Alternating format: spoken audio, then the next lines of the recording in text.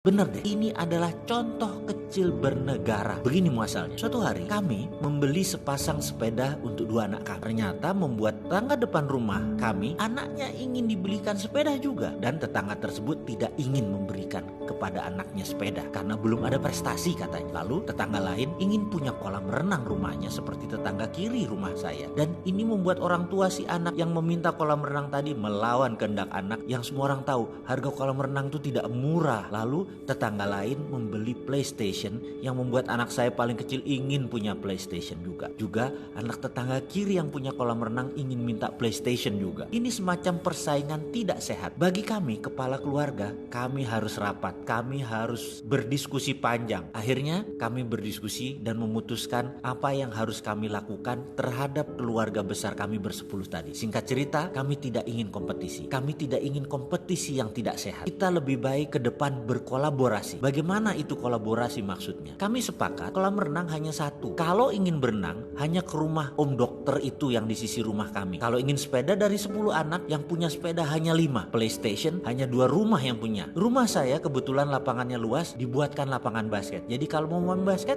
di rumah saya. Semua punya beda-beda. Semua punya fasilitas, tidak ada yang sama.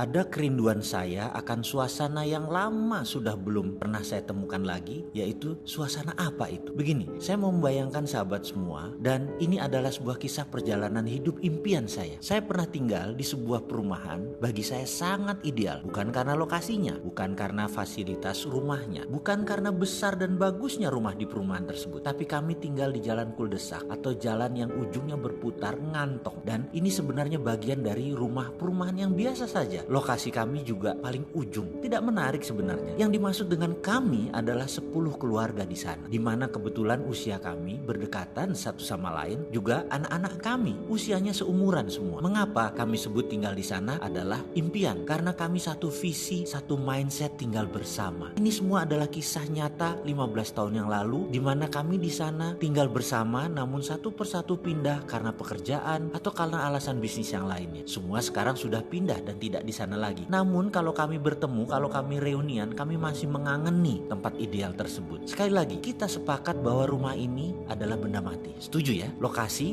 dimanapun itu adalah benda mati. Namun yang membuat hidup adalah keputusan kami bersepuluh, bagaimana kami bertetangga, bagaimana kami bersaudara, bagaimana kami saling titip, bagaimana kami mengisi kekurangan, bagaimana kami tidak berkompetisi. Saya membayangkan ini adalah contoh kecil cara bernegara yang benar. Benar deh, ini adalah contoh kecil bernegara. Begini muasalnya. Suatu hari kami membeli sepasang sepeda untuk dua anak kami. Ternyata membuat tetangga depan rumah kami, anaknya ingin dibelikan sepeda juga. Dan tetangga tersebut tidak ingin memberikan kepada anaknya sepeda karena belum ada prestasi katanya. Lalu tetangga lain ingin punya kolam renang rumahnya seperti tetangga kiri rumah saya. Dan ini membuat orang tua si anak yang meminta kolam renang tadi melawan kehendak anak yang semua orang tahu harga kolam renang itu tidak murah. Lalu tetangga lain membeli PlayStation yang membuat anak saya paling kecil ingin punya PlayStation juga. Juga anak tetangga kiri yang punya kolam renang ingin minta PlayStation juga. Ini semacam persaingan tidak sehat. Bagi kami, kepala keluarga, kami harus rapat. Kami harus berdiskusi panjang. Akhirnya kami berdiskusi dan memutuskan apa yang harus kami lakukan terhadap keluarga besar kami bersepuluh tadi. Singkat cerita, kami tidak ingin kompetisi. Kami tidak ingin kompetisi yang tidak sehat. Kita lebih baik ke depan berkolaborasi. Bagaimana itu kolaborasi maksudnya? Kami sepakat kolam renang hanya satu. Kalau ingin berenang, hanya ke rumah om dokter itu yang di sisi rumah kami. Kalau ingin sepeda dari 10 anak, yang punya sepeda hanya 5. PlayStation hanya 2 rumah yang punya. Rumah saya kebetulan lapangannya luas, dibuatkan lapangan basket. Jadi kalau mau main basket,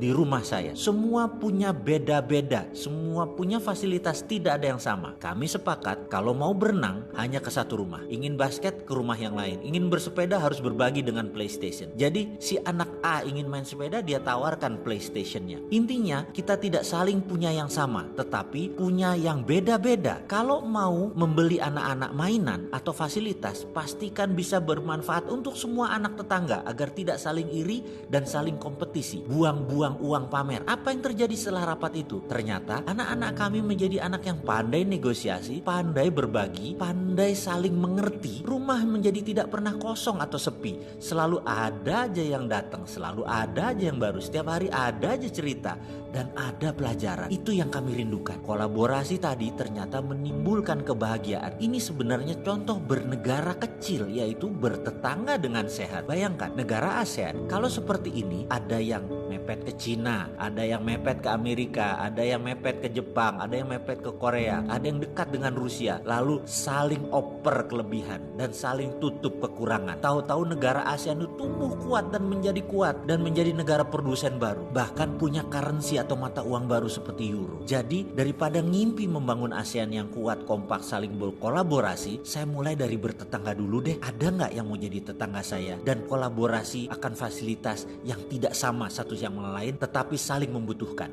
Saya teringat masa kecil saya dulu di kampung.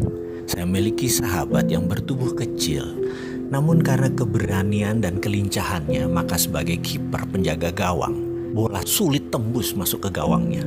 Menonton dia main bola merupakan hiburan tersendiri karena gerakannya terlihat atraktif. Suatu hari saya bertanya kepadanya apa resep suksesnya sebagai kiper.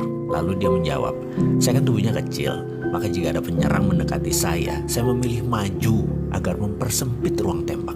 Kalau saya diam aja di bawah mister gawang, maka kemungkinan saya menutupi gawang hanya 10%. Sementara kalau saya maju menghadang ke depan, ruang tembaknya menjadi kecil, maka saya bisa menutupi 100% luas gawang. 30 tahun berlalu, sekarang dia menjadi pengusaha yang sangat sukses. Kemarin saya berkesempatan mengunjungi kantornya yang berjarak hanya 1 kilometer dari kantor saya. Ceritanya kita bernostalgia nih berdua. Biasa, saya sebagai seorang yang gak terlalu pinter dan selalu ingin tahu dan ingin belajar, saya pun bertanya kepadanya, apa sih resepnya sukses seperti sekarang?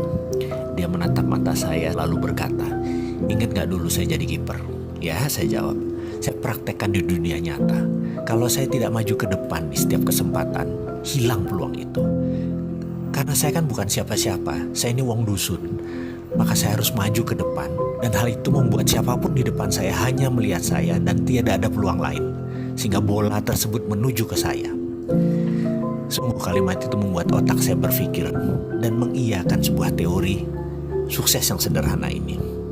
Jadi sahabat, kapan Anda maju ke depan mempersempit ruang tembak dan fokus peluangnya semua datang ke Anda?